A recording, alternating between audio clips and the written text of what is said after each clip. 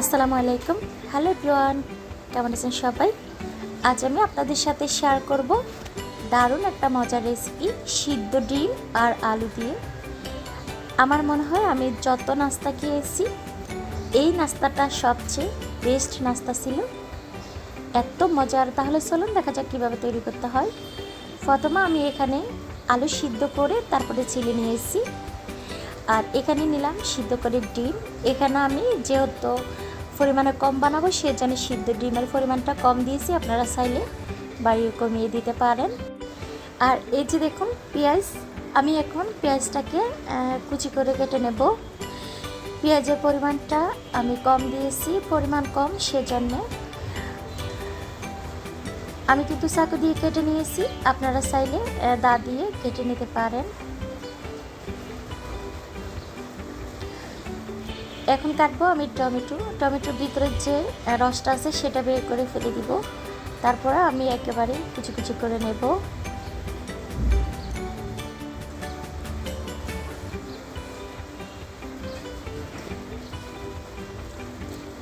Tomato কুচি হয়ে গেছে, এখন আমি কাঁচামরিচ কুচি করে নেব, ধনিয়া পাতা কুচি করে নিব। আর আমি যে সিদ্ধ করে আলুটা নিয়েছি সেটা আমি গ্রেটার দিয়ে গ্রেট করে নিলাম। আপনারা চাইলে হাত দিয়ে ভালোভাবে ম্যাশ করে নিতে পারেন। আর সিদ্ধ যে ডিমটা আছে সেটাও আমি গ্রেট করে নিয়েছি। এখন আমি সবগুলো উপকরণ একটা বাটিতে নিয়ে নিব।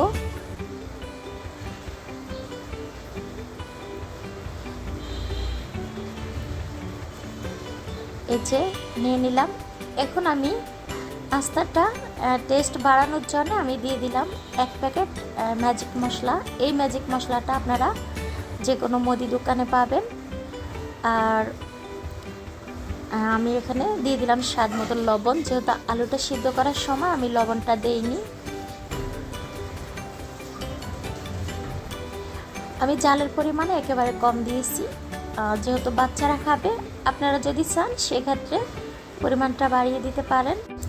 আর আপনাদের হাতের কাছে ম্যাজিক মশলাটা না থাকলে ঘরে যদি নুডলসের মশলা থাকে সেক্ষেত্রে নুডলসের মশলা আপনারা দিতে পারেন। দিয়ে আমি সব কিছু ভালোভাবে মেখে নিয়েছি। একেবারে আমার নাস্তার জন্য ফুডটা রেডি। আর আপনারা যদি এখানে চিকেনটা দিতে চান সেক্ষেত্রে সিদ্ধ করে সাথে গ্রেট করে দিয়ে দিবেন। এখন আমি নাস্তা বানানোর জন্যে যেই আটার একটা ড্রো তৈরি করব, সেই ড্রোটা তৈরির জন্য প্রথমে নিয়ে নিলাম বাটি, দিয়ে দিলাম আমি এখানে আটা। আপনারা চাইলে ময়দা দিয়ে করতে পারেন, আমি হাতের কাছে আটা আছে সেজন্য আটা দিয়ে করলাম। এই যে দেখুন দিয়ে দিলাম এখানে 2 টেবিল চামচের মতো তেলটা দিয়ে আমি সামান্য একটু লবণ দিয়ে তারপরে হাত দিয়ে একটু ময়ান দিয়ে নিব বা মেখে নেব। আপনারা এই তেলটা যদি দেন সেক্ষেত্রে কিন্তু নাস্তাটা ক্রিসপি হবে আর একেবারে আঠালো হবে না বেলার সময়, সেজন্য কিন্তু আমি তেলটা দিয়ে মেখে নিয়েছি। এখন আমি ঠান্ডা নর্মাল পানি দিয়ে তারপর একটা ড্রো বানিয়ে নিয়েছি, দেখতে তো পাচ্ছেন।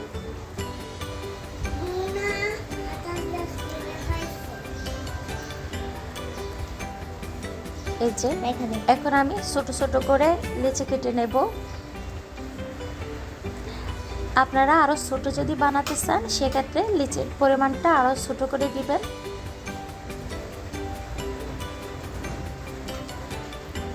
এখন আমি প্রথমে একটা লিচি বেলে নেব, তারপরে আমি নাস্তাটা বানিয়ে নেব। আর যেহেতু আমি ঠান্ডা পানি দিয়ে ড্রোটা বানিয়েছি সেজন্য কিন্তু একটু রুটিটা সুন্দরভাবে বেলতে চাইলেও কিন্তু হচ্ছে না, তারপরেও আমি চেষ্টা চালিয়ে যাচ্ছি। এই যে অলরেডি হয়ে গিয়েছে। এখন আমি পুরটা মাঝখানে দিয়ে তারপরে নাস্তাটা একেবারে রেডি করে নেব।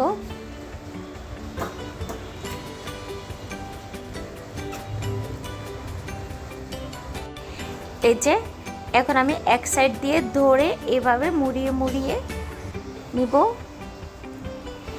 দেখুন। তারপর আমি একটা পেঁচ দিয়ে মাঝখানে যে অংশটা আছে সেটা আমি কিন্তু এই যে এই সাইড করে রেখে দিয়েছি আর একটু চেপে চেপে দিয়েছি। এই যে দেখুন একেবারে রেডি। আমি আপনাদের সুবিধার জন্য আর একটি বানিয়ে দেখাবো। এটা কিন্তু দেখতে যতটা কঠিন মনে হচ্ছে আসলে ততটা কঠিন না, বানাতে একেবারে সহজ। হয়তো আমার কাছে একটু কঠিন মনে হয়েছে কারণ আমি রুটি বেলতে তেমন একটা ভালো পারি না, সেজন্যে। দেখুন রুটিটা বানানো হয়ে গিয়েছে। এখন আমি আলুর পুরটা দিয়ে তারপরে একইভাবে সবগুলো বানিয়ে নিব। এই যে দেখুন এভাবে পেঁয়াজ দিয়ে তারপরে চেপে চেপে দেওয়ার কারণে কিন্তু নাস্তাটা খুলে যাবে না তেলের মধ্যে যখন দিব তখন। দেখতে তো পাচ্ছেন একইভাবে আমি সবগুলো কিন্তু বানিয়ে নিয়েছি। দেখুন কতটা সুন্দর হয়েছে।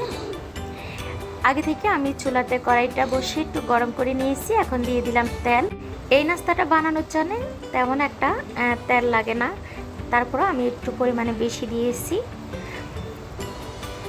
দেখুন আমি সবগুলো কিন্তু দিয়ে দিব না, এখানে আমার যতটা কিন্তু কড়াইয়ের মধ্যে দিতে পারবো ততটা দিব, আর বাকি যেগুলো আছে সেগুলো আমি অফ ক্যামেরায় কিন্তু পরবর্তীতে বেজে নেব।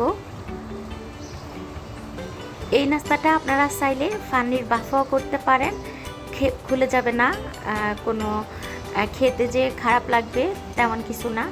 আপনারা এই নাস্তাটাকে পানির ভাপ দিয়ে তারপরে বানিয়ে নিতে পারবেন। যারা তেল পছন্দ করেন না, গ্যাস প্রবলেম বেশি থাকে, তারা কিন্তু পানি ভাপিয়ে করতে পারবেন নাস্তাটাকে। আর এই যে দেখুন হয়ে গিয়েছে, আমি তুলে নিলাম। দেখতে তো পাচ্ছেন আমার কিন্তু সবগুলো নাস্তা একেবারে রেডি।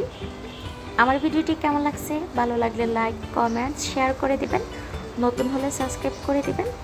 আজ এ পর্যন্ত সবাই ভালো থাকবেন, আবার কথা হবে নতুন কোনো ভিডিওর মাধ্যমে। ভালো থাকেন, সুস্থ থাকেন। আজ এ পর্যন্ত, আল্লাহ হাফেজ।